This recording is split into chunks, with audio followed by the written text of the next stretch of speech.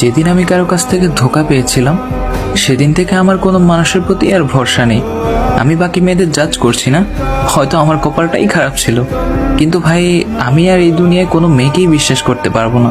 তার সব কিছুতে মিথ্যা দেখেছি, তার সব কিছুতেই আমি স্বার্থ দেখেছি।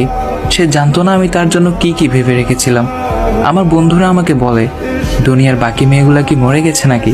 আরে তুই দেখ না, একটার থেকে আরেকটা সুন্দর পড়ে আছে। কিন্তু আমার কথা হলো, আমি যাকে চেয়েছি তাকেই পেলাম না, তো আর বাকি সুন্দর মেয়েগুলো দিয়ে আমি কি করব? এত কিছুর পর আমি আর কোনোভাবেই কাউকে বিশ্বাস করতে পারবো না। আর সবাই বলে নতুন কাউকে বিশ্বাস করে তার সাথে থেকে যেতে। আমি কিভাবে কারোর সাথে থেকে যাব?